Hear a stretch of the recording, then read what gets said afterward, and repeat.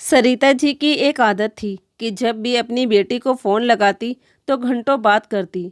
चलो वह तो ठीक है, हर माँ बेटी आपस में घंटों बात करते ही हैं, लेकिन उनकी कुछ बातचीत अनुपमा को बहुत खलती थी।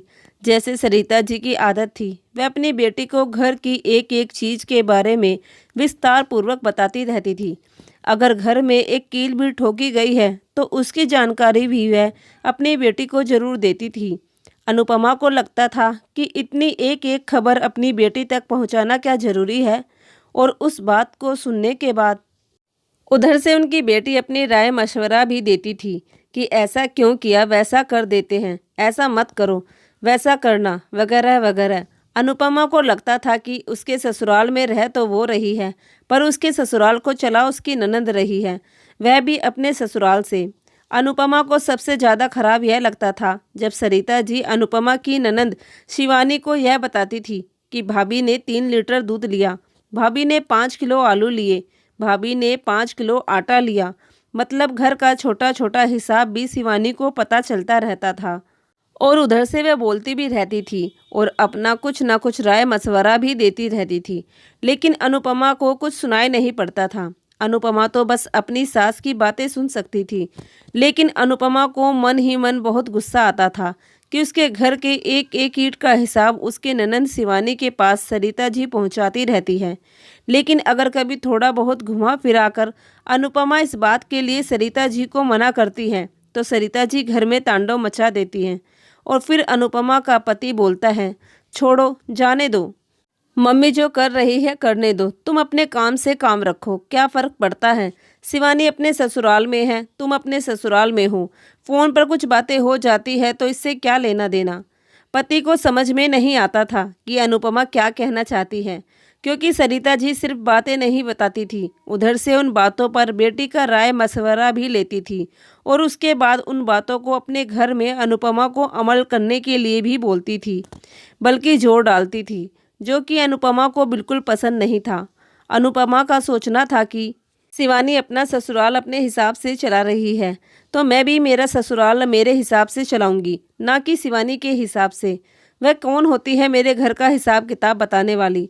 लेकिन लाख कोशिश करने के बाद भी सरिता जी की यह आदत नहीं छूट रही थी।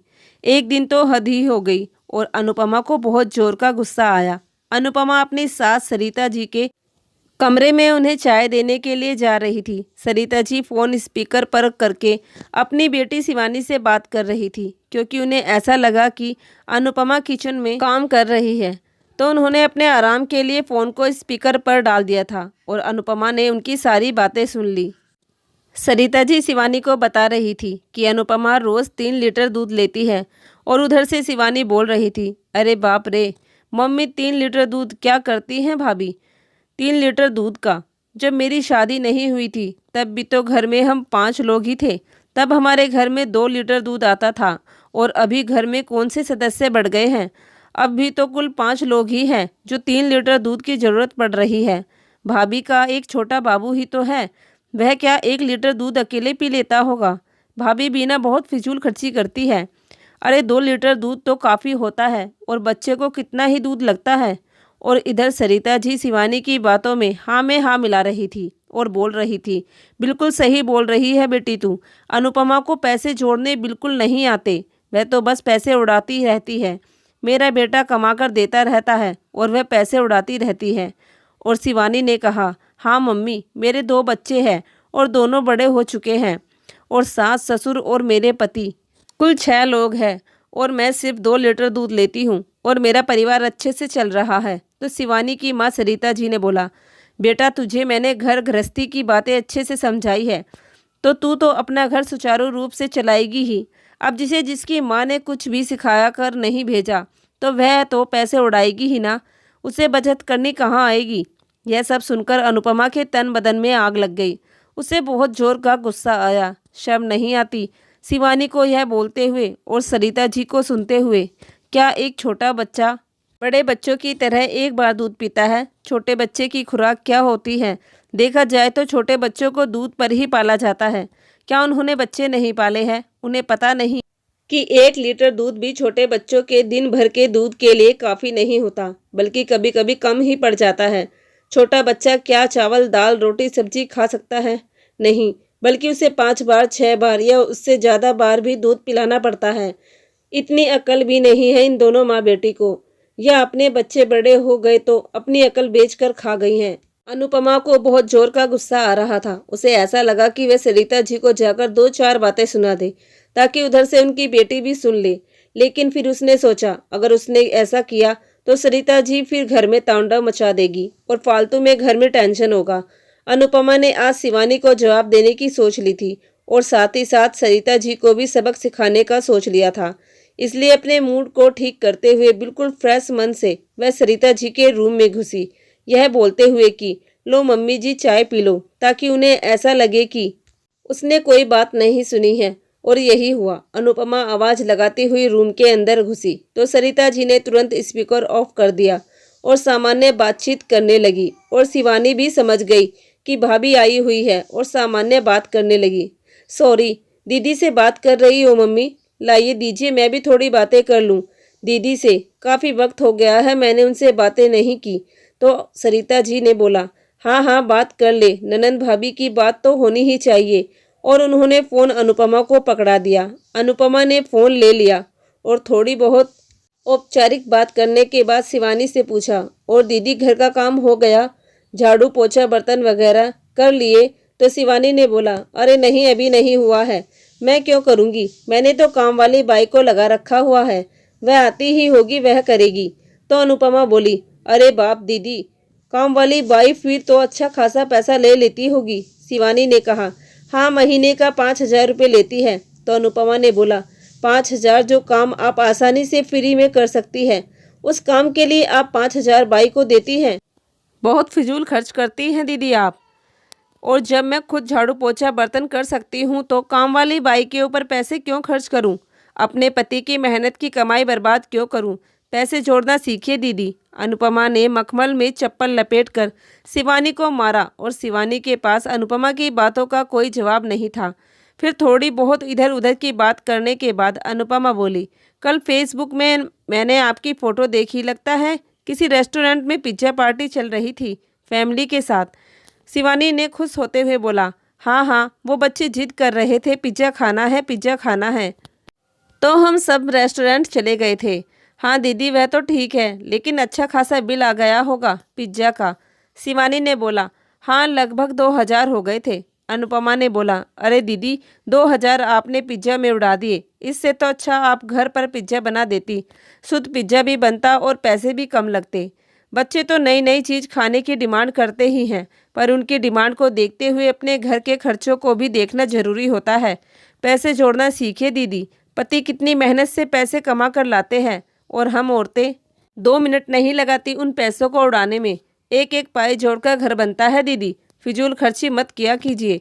सरिता जी यह सब बातें लगातार सुन रही थी और उन्हें बहुत बुरा लग रहा था कि उनकी प्यारी बेटी शिवानी को, जिसे कि वह घर चलाने का एक्सपर्ट मानती थी, उनकी बहू मीठे मीठे ताने मार रही थी और शिवानी को भी कोई जवाब देते नहीं बन रहा था। जो शिवानी थोड़ी देर पहले माँ को बड़ी बड़ी बातें समझा रही थी, घर चलाने के बारे में, पैसे जोड़ने के बारे में, उसके पास अभी अपनी भाभी की बातों का कोई जवाब नहीं था। फिर अनुपमा ने एक और ताना मारा, दीदी आपने पिक्चर पोस्ट की है अपने स्टेटस पर, लगता है नई साड़ी खरीदी है। शिवानी बोली, खरीदी नहीं, आपके जीजू ने गिफ्ट की है। वो मेरा बर्थडे था ना, तो मुझे बहुत दिनों से एक सिल्क की साड़ी लेने का मन था, तो आपके जीजा जी ने मुझे कांजीवरम सिल्क की साड़ी गिफ्ट में दे दी। अनुपमा ने बोला, कांजीवरम सिल्क, वह तो महंगी होगी। तो शिवानी ने बोला, हाँ 8,000 के लगभग है। तभी अनुपमा ने बोला, 8,000? अरे दीदी एक साड़ी के लिए आपने 8,000 रुपये फूंक दिए, आपने जीजा जी को मना नहीं किया। 8,000 रुपये में तो 4-5 बढ़िया साड़ियाँ आ जाती, एक साड़ी के लिए 8,000? दीदी आप और जीजा जी बहुत फिजूल खर्ची करते हो। जीजा जी का तो समझ में आता है, पुरुष लोग घर परिवार के बारे में इतना नहीं सोचते, पैसे जोड़ने के बारे में इतना नहीं सोचते, पर हम औरतों को तो सोचना चाहिए, एक एक पैसा जोड़ना चाहिए, फिजूल खर्च बिल्कुल नहीं करनी चाहिए। एक बार फिर वही राग अलापना शुरू कर दिया। इस बार सरिता जी से बर्दाश्त नहीं हुआ और वह जोर से बोल पड़ी, तो तुझे क्यों पेट में दर्द हो रहा है? अगर मेरी बेटी का पति उसके ऊपर या अपने बच्चों के ऊपर खर्च कर रहा है आखिर वह कमा किसके लिए रहा है? अपनी पत्नी और बच्चों के लिए ही ना। तो क्या कोई पति अपनी पत्नी और बच्चों के ऊपर खर्च नहीं करेगा? उसके घर के हिसाब किताब से तुझे क्यों पेट में दर्द हो रहा है? उसकी कमाई वह जाने, तुझे क्यों चिंता लगी है कि वह पैसे जोड़े या खर्च करे? सरिता जी ने बोला। बस मम्मी जी, यही मैं आपको समझाना चाहती थी कि दीदी और जीजा जी की कमाई है और उनके खर्चे हैं, वह जाने उन्हें क्या जोड़ना है, क्या खर्च करना है और घर में क्या ज़रूरत है और कैसे खर्च करना है। मुझे उनके घर के हिसाब किताब से क्या लेना देना। हर कोई अपने हिसाब किताब से अपना घर चलाता है और पैसे जोड़ता है या खर्च करता है, ना कि दूसरों के हिसाब किताब से। किसकी क्या ज़रूरत है हर कोई समझता है और उसी हिसाब से काम करता है। अगर शिवानी दीदी के पति उनके लिए कमा रहे हैं और अपने बीवी बच्चों पर खर्च कर रहे हैं, तो मेरा पति क्या किसी और के लिए कमा रहा है? मेरा पति भी तो मेरे और मेरे बच्चों के लिए कमा रहा है। मेरा पति अगर मेरे और मेरे बच्चों पर खर्च कर रहा है तो उसमें गलत क्या है? हर पति अपनी पत्नी और बच्चों पर खर्च करता है। अगर शिवानी दीदी के पति अपनी पत्नी और बच्चों के ऊपर खर्च कर सकते हैं तो मेरा पति क्यों नहीं कर सकता? और शिवानी दीदी को मेरे घर के दूध और आटे दाल की तो बहुत चिंता है कि मैं कितने लीटर दूध लेती हूँ, कितना आटा दाल आलू प्याज लेती हूँ और कितनी फिजूल खर्ची करती हूँ। तो अपने घर की भी थोड़ी चिंता कर लिया करें। मेरा 3 लीटर दूध उन्हें ज़्यादा लग रहा है और हज़ारों का पिज्ज़ा और साड़ी में खर्च किए गए पैसे उन्हें कम लगते हैं। मैं घर खर्च नहीं चला पाती, पैसे नहीं जोड़ पाती, क्योंकि मैं मेरे छोटे से बच्चों के लिए 1 लीटर दूध ज़्यादा ले लेती हूँ तो मैं फिजूल खर्च करती हूँ। और वहाँ जहाँ 1000 रुपये फालतू में उड़ा दिए जाते हैं तो वह फिजूल खर्ची नहीं करती। खैर, वह उनका निजी फैसला होता है, उस पर किसी को बोलने का कोई हक नहीं होता। उनकी और उनके पति के पैसे हैं, जैसे चाहे खर्च करे या जोड़े। इस तरह से ये मेरे और मेरे पति के पैसे हैं, हम भी जैसे चाहे खर्च करें या जोड़े, इसमें उनको बोलने का क्या हक है? सरिता जी ने फिर गुस्से में कहा, चल ठीक है, अब ज़्यादा मत बोल। उसके घर के मामले में बोलने वाली तू कौन होती है? अनुपमा ने फिर पलटकर जवाब दिया, यही बात तो मैं आपको समझाना चाहती हूँ मम्मी जी। उनके ससुराल के मामले में बोलने वाली मैं होती कौन हूँ? वह उनका ससुराल है, वह जाने, और उनकी सास जाने। इसी तरह से ये मेरा ससुराल है, मेरे ससुराल के मामले में बोलने वाली वह होती कौन है? मैं जानूँ और आप जाने, तीसरा कोई मेरे ससुराल के मामले में क्यों बोलेगा? अपना ससुराल संभाले ना। आज अनुपमा ने बातों बातों में माँ बेटी को अच्छे से सुना दिया और समझा दिया था, और फिर आराम से यह बोलते हुए कि दीदी, मेरी बातों का बुरा मत मानिएगा। मुझे लगा कि आप बहुत फिजूल खर्ची कर रही हैं और साथ ही साथ मेरी ज़रूरी खर्चों को फिजूल खर्चे में गिनवा रही है। मम्मी को इसलिए यह बात बोलनी ज़रूरी थी। दिल पर मत लीजिएगा, हमारा रिश्ता जैसे अच्छा था वैसे ही आगे भी अच्छा ही रहेगा।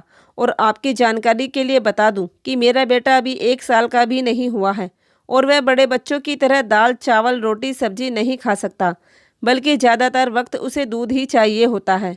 क्योंकि जितनी भी माँ है सबको पता होता है कि बच्चे दूध पर ही पलते हैं, खास करके छोटे बच्चे। तो इसलिए दूध लेना मेरी मजबूरी है, कोई फिजूल खर्ची नहीं। आपके भी 2-2 बच्चे हैं, मम्मी जी ने भी 2-2 बच्चे पाले हैं, सबको पता होगा छोटे बच्चे दूध पर ही पाले जाते हैं। उम्मीद है आपको बात समझ में आ गई होगी और आगे से आप अपना ससुराल सुचारू रूप से चलाइए अपने हिसाब किताब से, और मैं अपना ससुराल अपने सुचारू रूप से चलाऊंगी अपने हिसाब किताब से। क्योंकि जिसका घर होता है वह उसे अपने अच्छे हिसाब किताब से अच्छा ही चलाता है। कोई भी अपने घर का बुरा नहीं चाहता और हर कोई भविष्य के लिए पैसे जोड़ना ही चाहता है। फिजूल खर्ची कोई नहीं करता, लेकिन ज़रूरत को काटकर पैसे जोड़ना बुद्धिमानी नहीं होती। फिर वह पैसे किस काम के जब हमारी ज़रूरतें ही पूरी ना हो सके। खुद की मेहनत से कमाए हुए पैसे अगली पीढ़ी के लिए हम बैंक में जमा करते जाए और अपनी और अपने बच्चों की ज़रूरत को मारते जाए, यह कहाँ की बुद्धिमानी है? उम्मीद है आपको मेरी बात समझ में आ गई होगी। कहते हुए अनुपमा कमरे से बाहर चली गई। आज सरिता जी और शिवानी जी के पास अनुपमा की बातों का कोई जवाब नहीं था और सरिता जी ने सोच लिया था कि अब वह अपने घर के आटे दाल और दूध चीनी के बारे में अपनी बेटी से कभी बात नहीं करेगी। तो दोस्तों, आप लोगों को यह कहानी कैसी लगी कमेंट में लिखकर ज़रूर बताना। अगर कहानी पसंद आई हो तो प्लीज़ हमारे चैनल को ज़रूर सब्सक्राइब कर लेना। धन्यवाद।